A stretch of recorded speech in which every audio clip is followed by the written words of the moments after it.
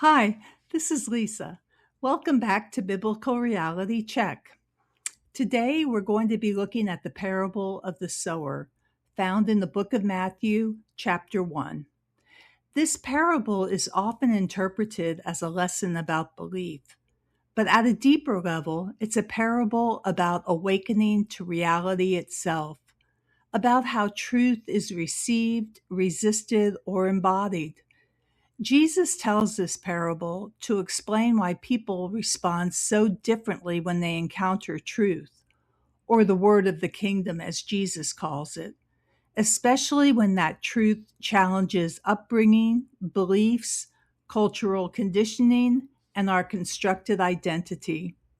He uses the example of a farmer who scatters seed, which falls on four types of ground: the path, where birds eat it; rocky soil, where it sprouts quickly but withers because it has no roots; thorny ground, where it's choked by weeds; and good soil, where it grows and produces a plentiful harvest.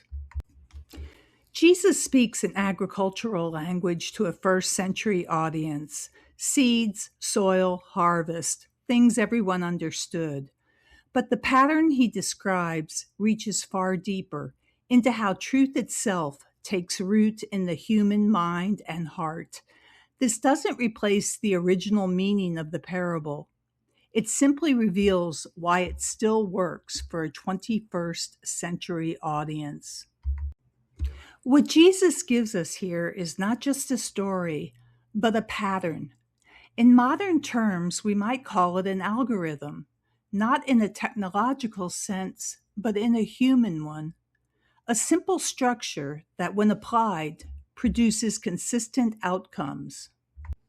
Truth enters, the inner state responds, and the result is determined not by the truth itself, but by the condition that receives it. The parable doesn't tell us what should happen, it shows us what does happen again and again whenever truth meets consciousness. These four types of soil, the path, rocky ground, thorny ground, and good soil, representing the states of human consciousness, are not moral categories. They are four predictable responses within human consciousness.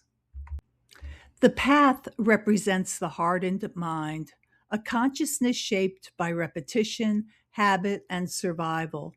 In psychological terms, this is the defended self, the part of us that resists anything threatening the identity we've built. The seed lands, but it cannot enter. The rocky ground represents a shallow awakening. Here, insight comes quickly: enthusiasm, inspiration, and even joy, but there is no depth.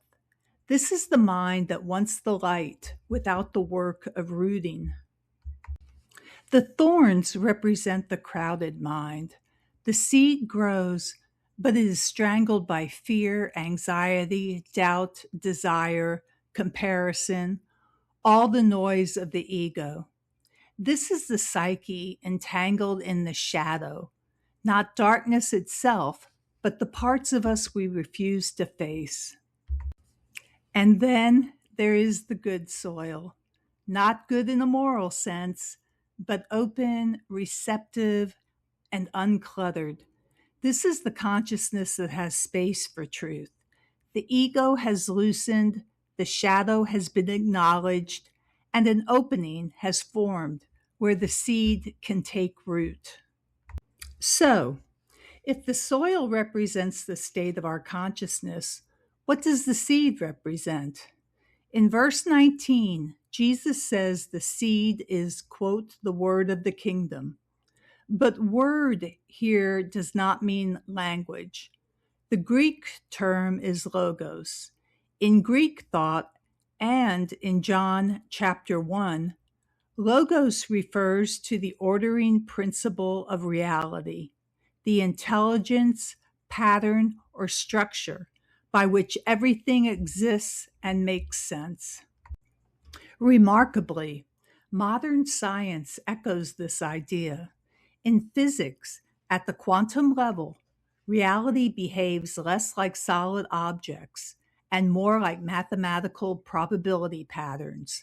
In biology, DNA is not just matter, it's coded information that unfolds into living form. This doesn't mean Jesus knew modern physics or genetics, but it does mean his imagery aligns profoundly with how reality actually works. Reality unfolds like a seed, and human beings are participants in that unfolding. If logos is the seed and consciousness is the soil, then consciousness is the place where reality can be recognized, received, and expressed. The question is never whether the seed is powerful. The question is whether the environment can receive it.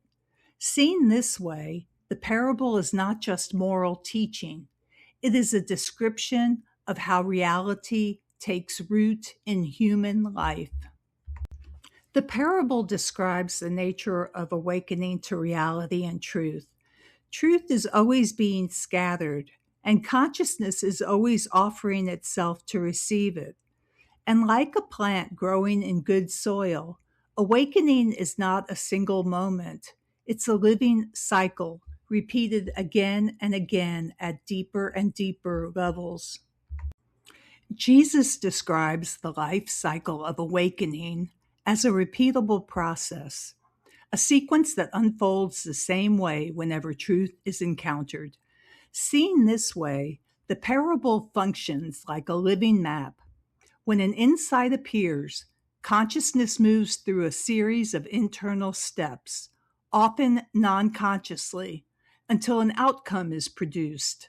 The parable simply makes that process visible. First, the seed is given. There's an insight. It may come as a teaching, a realization, a moment of clarity, or a sudden recognition of something you believed your entire life to be true is in fact false. This is not information alone. It is living truth. It carries structure, meaning, and potential.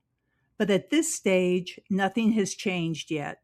The seed contains the whole plant, but it is still external to the soil. Then the soil responds immediately.